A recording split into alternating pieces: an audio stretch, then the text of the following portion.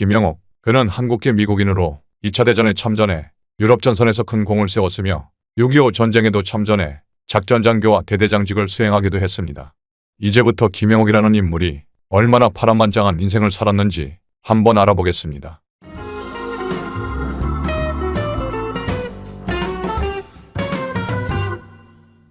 김영옥은 1919년 미국 로스앤젤레스에서 태어났습니다.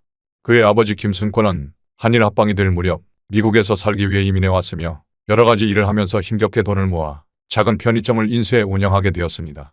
김영옥의 집은 편의점을 운영하면서도 경제적으로는 항상 어려웠는데 그것은 그의 아버지 김순권이 대한인 동지회의 일원으로 편의점 수입금의 상당액을 동지회 후원금으로 냈기 때문이었습니다. 대한인 동지회는 이승만 전 대통령이 이끌던 곳으로 이승만은 김순권의 집에 가끔 찾아가 묵을 정도로 둘의 사이는 매우 가까웠습니다. 김영옥의 어머니는 그를 대학에 보내고 싶어 했기 때문에 김영옥은 인문계 고등학교를 졸업하고 로스앤젤레스 시립대학에 입학하게 되었습니다. 하지만 1940년 무렵은 미국에서 인종차별이 매우 심해 동양인은 대학을 졸업한다 하더라도 좋은 직장에 취직하지 못했고 이러한 이유로 학업에 의욕이 없었던 김영옥은 결국 대학교를 중퇴하게 됩니다. 학업을 포기한 그는 농장에서 막노동을 하기도 하고 기술학교에서 자동차 정비를 배워보기도 했지만 별다른 흥미를 느끼지 못했습니다. 이 무렵 유럽에서 전쟁이 발발하고 미국이 참전하기로 결정되자 김영옥은 군대에 입대하기로 결심하게 됩니다.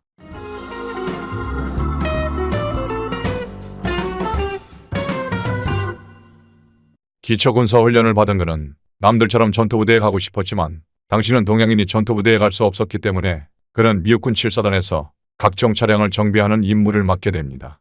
그렇게 2년의 시간을 보낸 그는 어느 날 중대장으로부터 장교후보생학교에 지원하라는 권유를 받게 됩니다.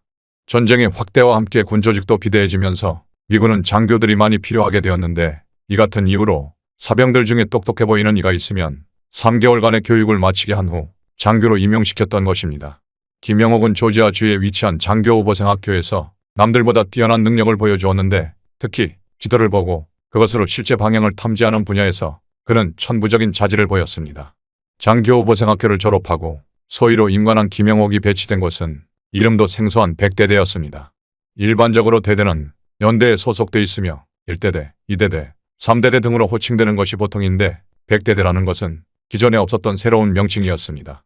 그가 소속하게 된 백대대는 바로 일본계 2세들로 이루어진 부대였는데 미군은 이들을 한 부대에 몰아넣어 그들만의 독자적인 부대를 구성하도록 했으며 김영옥이 조선인이라는 것을 알 리 없었던 미군은 그를 일본계로 오인하고 백대대에 배치시킨 것입니다. 백대대 비중대 2소대장이 된 김영옥은 소대원들의 훈련 모습을 보고 매우 실망했습니다. 백대대의 장교들이 포병 전투기술에 익숙하지 않아 병사들에게 구체적인 전투훈련보다는 기본적인 지식과 행군만을 반복하고 있었던 것입니다. 김영옥은 이러한 훈련 방식의 변화를 주기 위해 4개월 코스의 훈련 계획서를 작성했으며 이를 본 대대장이 그의 계획서를 승인하게 되면서 부대는 커다란 변화를 맞이하게 됩니다. 처음에 병사들은 김영옥 때문에 가혹한 훈련을 받게 되었다고 불평했으며 그가 3개월의 단기 훈련 과정을 거친 장교라는 이유로 그를 무시하는 경향도 있었습니다.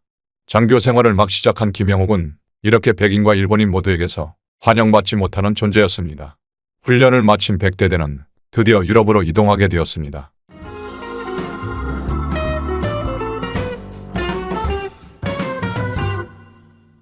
처음에 미군은 동양인으로 이루어진 백대대를 전투 임무에 투입시키지 않고 단지 보급품을 호위하는 임무 정도만 맡기려 하였으나 백대대의 대대장이 전투에 대한 강한 의지를 보이면서 결국 그들은 이탈리아 전선으로 향하게 되었습니다. 당시 독일군은 이탈리아를 방어하기 위해 5개의 사단을 투입했으며 그 병력은 약 10만 명에 달했습니다.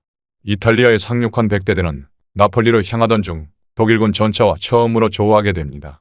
김영옥은 이 전투에서 빠른 상황 판단으로 과감히 움직여 병사들의 목숨을 살리게 되었고 이때부터 병사들은 김영옥을 믿고 따르게 되었습니다.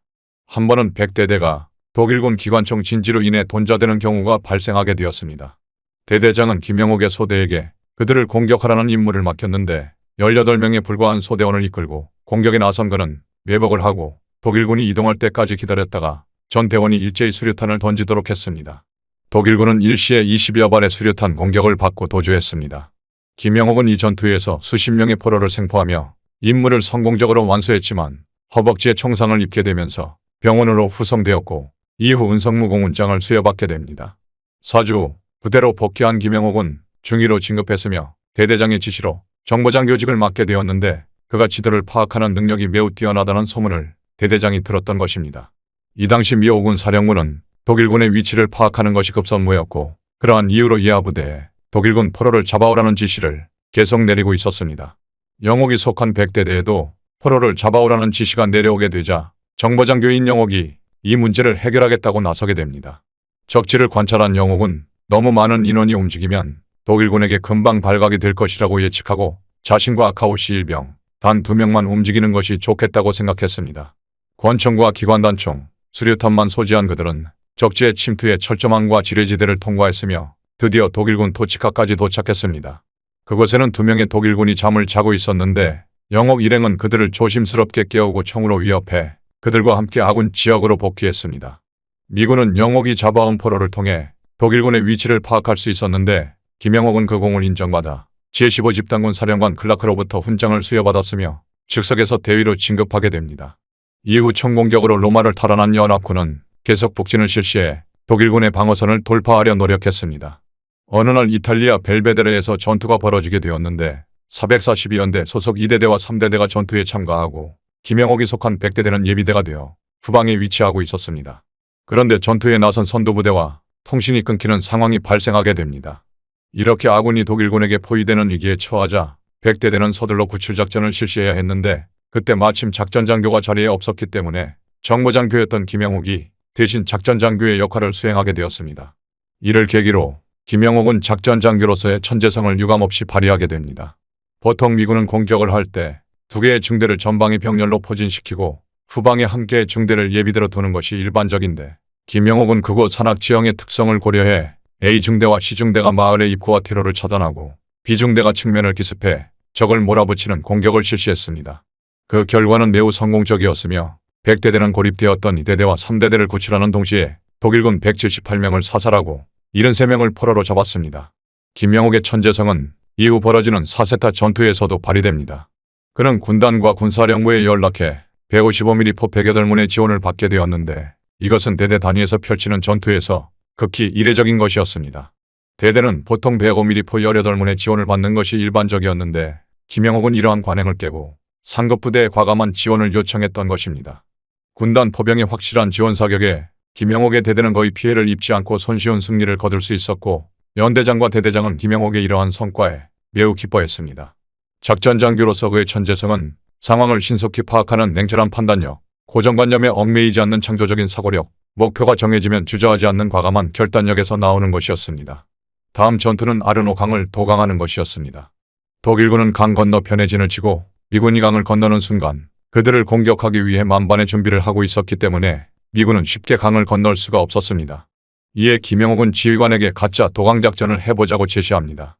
본 작전이 실행되기 전 가짜 도강작전을 여러 차례 실시해 그들의 탄약을 소모시키고 진짜 도강작전 시 그들의 저항을 줄이기 위해서였습니다. 미군은 전차와 야포, 차량을 움직여 실제로 도강하는 것처럼 보이게 했으며 연막탄을 발사해 독일군이 정확한 부대 규모를 파악하기 어렵게 했습니다.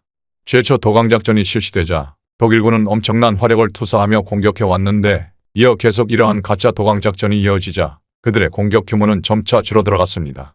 그리고 마침내 실제 도강작전이 실시되자 독일군은 이번에도 가짜일 것이라고 생각하고 별다른 공격을 하지 않았고 이러한 이유로 미군은 무사히 강을 건널 수 있었습니다.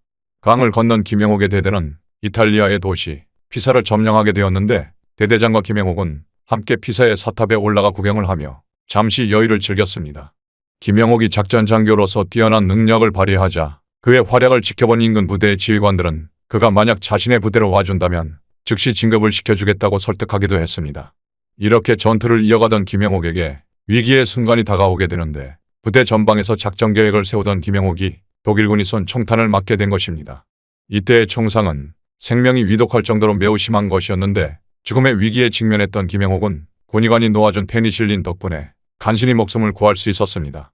치료를 마치고 부대로 복귀한 그는 한동안 프랑스에서 주둔하다가 휴가를 받고 잠시 미국으로 귀국하였으며 그곳에서 종전을 맞이하게 됩니다. 미군은 영옥에게 계속 군대에 남아주기를 부탁했지만 그는 1946년 전역을 결정했습니다.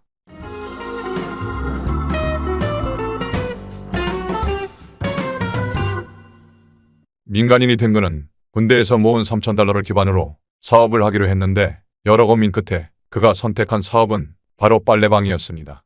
당시 미국에는 빨래방이라는 개념이 없었는데 영옥은 세탁기를 만드는 회사와 독점 계약을 맺고 백인들이 거주하는 지역에 사업장을 마련하기로 했습니다. 빨래방을 오픈하자 손님들이 몰려들기 시작해 그는 매우 큰 돈을 벌 수 있었고 체인점을 내서 사업 규모를 더욱 키우는 것도 가능해 보였습니다.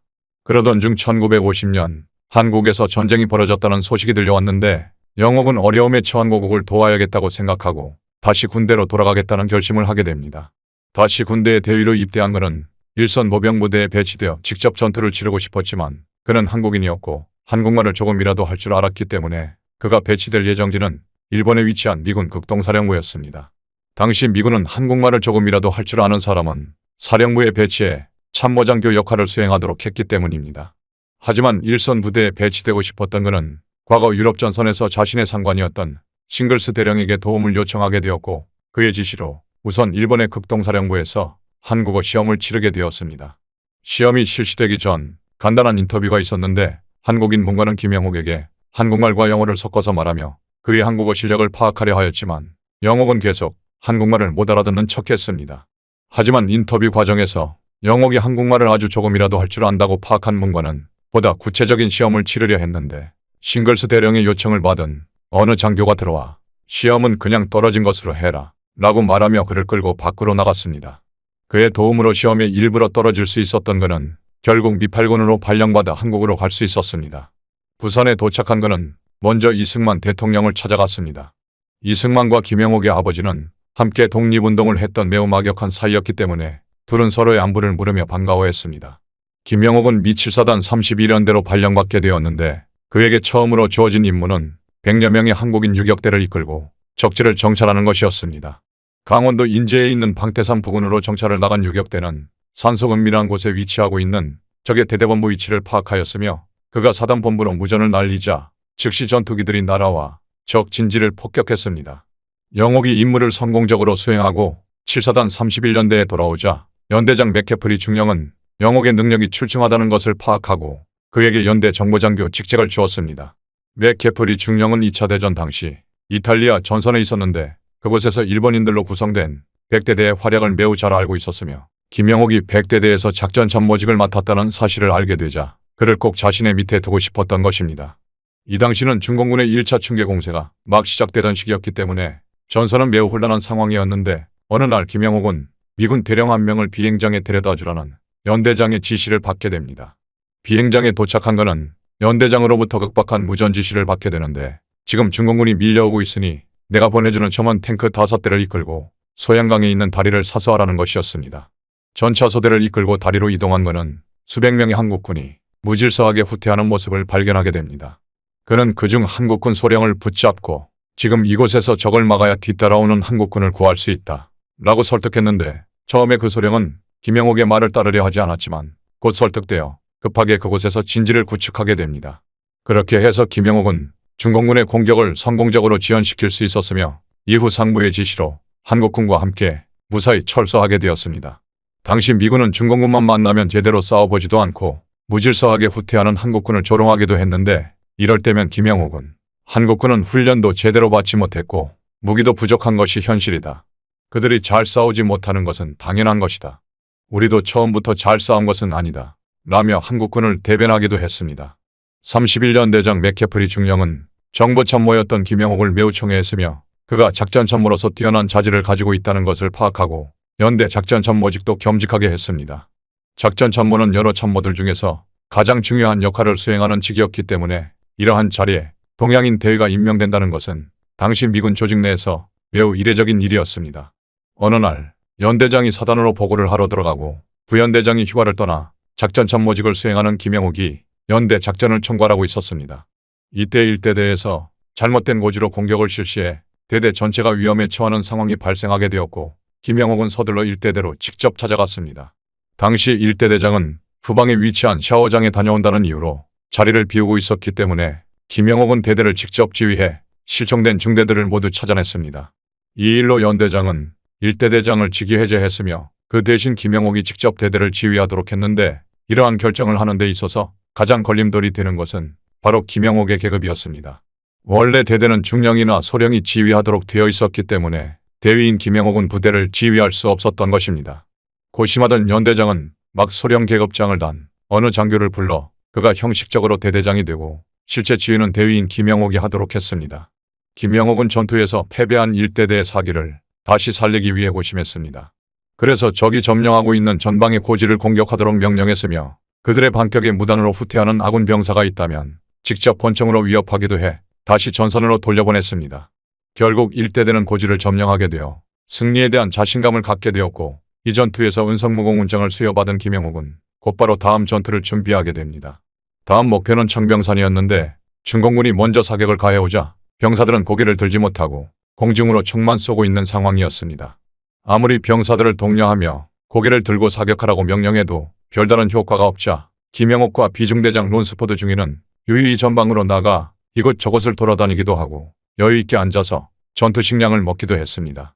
다행히 중공군의 총알은 이 두 장교를 피해갔고 후방에서 이를 지켜보던 일대대 장병들은 다시 자신감을 갖고 제대로 된 사격을 실시하기 시작했습니다.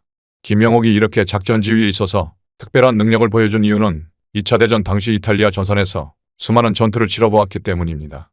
이탈리아는 다른 유럽 전선과 달리 산이 많았기 때문에 여기에서 치른 산악전은 한국에서의 전투에서 큰 도움이 되었던 것입니다. 김영옥은 기존 미국인들이 사용하지 않는 전술을 사용하기도 했는데 제공권을 장악하고 있어 별다른 쓰임이 없었던 20mm 대공포를 고지전에 도입해 적을 제압하는 데 사용하기도 했으며 대대 단위 전투에 대규모 포격전을 실시하기도 했습니다.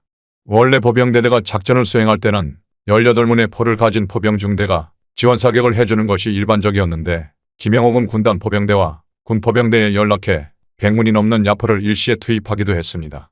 어느 날은 김영옥의 부대가 고지전에서 승리하고 다음 전투를 위해 준비를 하던 도중 미 군단 포병 정찰기가 그들을 중공군으로 오인했으며 곧 155mm 곡사포탄이 날아들었습니다. 김영옥의 부대가 매번 승리만 거두면서 전선에서 다른 부대에 비해 상당히 돌출돼 있었기 때문에 포병 정찰기는 이곳에 아군이 있을 것이라고 상상하지 못했던 것입니다. 미군의 오인 포격이 실시되자 일대 대원들은 큰 피해를 입었으며 김영옥도 다리에 파편으로 인한 관통상을 입었습니다. 부상 정도가 매우 심각했기 때문에 김영옥은 일본 오사카까지 후송되어 그곳에서 수차례 수술을 받아야 했는데 만일 치료가 잘못된다면 다리를 절단해야 하는 상황도 감수해야 했습니다. 다행히 수술에 성공한 김영옥은 의사와 간호사들의 정성 어린 치료에 어느 정도 완쾌될 수 있었으며 그의 의지에 따라 그는 다시 한국으로 돌아갈 수 있었습니다.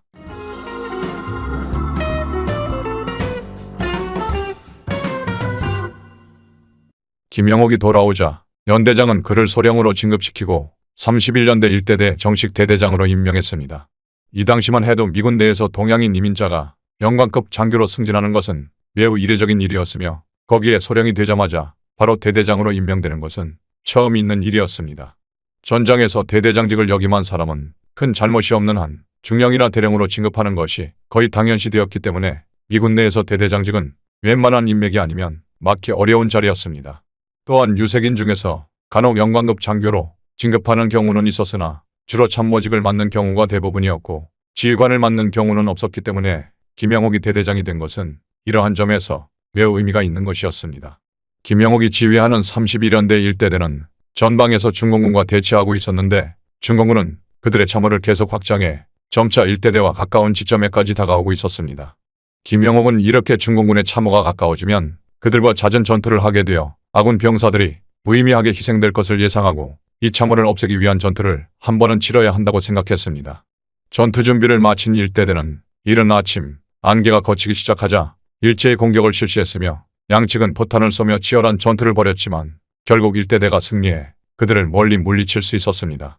이렇게 유엔군과 중공군은 수많은 희생을 치르면서 상대방을 제압하기 위해 노력했지만 판문점에서 휴전협정이 시작되자 이제 양측은 대규모 공세작전을 실시하기보다 소규모 고지전을 주로 하게 되었습니다. 김영옥은 자신의 부대에서 인접한 한국군 부대지휘관과 친분을 쌓기도 했는데 그는 훗날 베트남 전쟁에서 한국군 사령관이 되는 최명신으로 이둘은 서로 마음이 통해 자주 만났으며 김영옥은 부대로 보금 나온 캔 맥주를 최명신에게 전달해 주기도 했습니다. 휴전협상이 진행되면서 점차 전투가 줄어들자 김영옥이 지휘하는 일대대는 생활에 있어서 여유를 찾게 되었고 이제는 한국인들을 위한 봉사활동도 진행할 수 있게 되었습니다. 일대대는 서울 용산에 있는 한 고아원을 도와주기로 했는데 장병들이 약간의 돈을 걷어 보내주기도 했고 아이들과 놀아주는 시간을 갖기도 했으며 비록 합법적인 방법은 아니었지만 부대로 보급 나온 맥주나 담배를 돈으로 바꾸어 경제적인 지원을 해주기도 했습니다. 1952년이 접어들자 이제 양측은 견고한 진지를 갖추고 그곳에 병력과 장비를 집중시켰기 때문에 이제 한 치의 땅을 얻기 위해서는 막대한 인명피해를 각오해야 했습니다. 당시 김영옥의 일대대는 철의 삼각지대라는 지역에 주둔하고 있었는데 그곳은 중공군이 있는 곳보다 지대가 낮았습니다. 31년대에 새로 부임한 모세스 대령은 어느 날 김영옥을 불러 전방에 있는 고지를 점령하고 싶다고 말했는데 김영옥은 이에 대해 강한 거부의 의사를 밝혔습니다. 고지를 점령하기 위해선 막대한 희생을 치러야 하고 설사 그 고지를 점령한다 하더라도 바로 뒤에 더 높은 오성산이 있기 때문에 고지를 점령한 효과가 별로 없다는 이유에서였습니다. 또한 오성산은 평양으로 가는 길목에 있어 중공군은 어떠한 일이 있어도 그것을 사수할 것이기 때문에 전투에서 승리할 가능성이 매우 적다고 주장했습니다.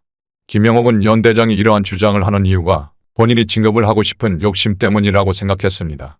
모세스 대령은 육군사관학교가 아닌 ROTC 출신이고 이제 나이도 많아 장군이 될 가능성이 거의 없었는데 그는 이번 전투를 통해 공적을 쌓고 장군으로 진급하고 싶었던 것입니다. 김영옥은 자신의 진급을 위해 병사들의 목숨을 희생시키는 상관의 모습에 실망했습니다. 모세스 대령이 김영옥에게 계속 전투를 해야겠다고 주장했으나 그가 거부하자 이제는 김영옥을 제외하고 나머지 참모들과 작전 계획을 짜기 시작했습니다. 김영옥은 군인의 신분이었기 때문에 상관이 전투 명령을 내리면 그 명령을 수행할 수밖에 없을 것이며 이 때문에 부하들의 목숨이 희생되는 것을 견딜 수 없었습니다. 그래서 결국 김영옥은 미국으로의 전출을 희망합니다. 그는 이미 전방에서 오래 근무했기 때문에 자신이 원하면 얼마든지 미국으로 전출이 가능했던 것입니다. 모세스 대령은 김영옥이 없는 상태에서 작전을 진행시켰고 처음 계획은 미군 한개대대와 한국군 한개대대가 연합해 삼각고지를 점령하는 것이었습니다. 전투는 매우 치열하게 진행되었으며 그 규모가 계속 커져 나중에는 2개의 사단까지 동원되었지만 유엔군은 8,000명의 사상자를 냈음에도 불구하고 결국 고지를 점령하지 못했습니다. 모세스 대령은 이 전투에서 일시적인 우세를 점한 공을 인정받아 결국 장군으로 승진하게 되었습니다. 미국으로 돌아간 김영옥은 조지아주에 있는 육군모병학교에서 교관으로 임명되었으며 그 후 유럽 7군단 사령부에서 작전 장교를 하면서 중령으로 진급했습니다. 1963년 6.25 전쟁이 끝난 지 10년 만에 김영옥은 미 군사고문단이 되어 다시 한국을 찾아오게 되었습니다. 그가 다시 한국에 돌아오자 그의 능력을 아는 상관들이 그와 함께 일하고 싶어 했고 결국 그는 한국군 전시동원 계획을 수립하는 일에 투입되게 되었습니다. 사실 김영옥이 육군모병학교 교관으로 있을 때 수많은 한국군 장교들이 그에게 교육을 받았는데 이제는 그 장교들이 한국에서 대령이나 장군이 되어 있었기 때문에 김영옥은 계획을 수립하는 데 있어서 그들의 도움을 받을 수 있었습니다. 전시동원 계획은 다시 한반도에서 전쟁이 벌어졌을 때 어떻게 하면 인원과 물자를 효과적으로 동원할 수 있는지를 계획하는 것으로 당시 우리나라에는 이러한 계획이 제대로 세워져 있지 않았습니다. 김영옥은 계획을 수립한 후 유엔군 사령관 하우즈 대장 앞에서 2시간에 걸친 브리핑을 했으며 결국 하우즈 대장은 이 계획에 만족해 채택하기로 결정합니다. 이렇게 그의 노력으로 한국군 전시동원 계획이 수립되게 되었습니다. 불세출의 영웅 김영옥은 결국 1973년 대령으로 예편하게 됩니다. 그가 장군이 되지 못한 이유는 한국에서 당한 심한 부상 때문이었는데 그의 인사기록 카드에 붙어있는 두꺼운 진료 기록들은 그가 장군으로 진급하는데 큰 걸림돌이 되었습니다. 또한 당시만 해도 미군 내에서 아시아계 장교가 장군이 되는 일은 없었습니다.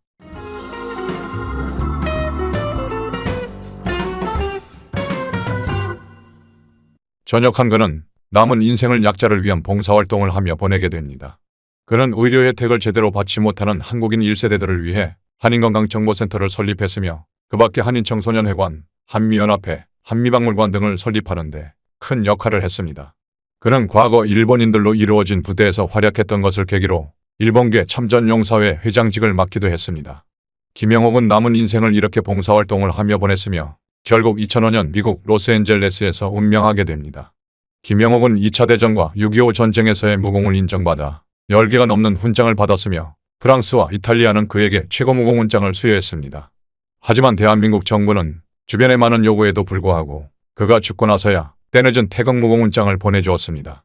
김영옥, 그는 한국계 미국인으로서 유럽전선과 한국에서 수많은 전공을 세웠으며 전역 후에는 재미동포들의 권익을 증진하는 데 노력하며 여생을 보냈습니다. 저는 이번 오디오북을 준비하면서 이렇게 전공이 많은 한국계 장교가 있었다는 사실에 매우 놀랐습니다. 이제 우리가 그에게 이 고마움을 보답할 수 있는 길은 그의 이름을 오랫동안 기억하며 그를 기리는 것이라고 생각합니다. 이상으로 불세출의 전쟁 영웅 김영옥 대령이었습니다.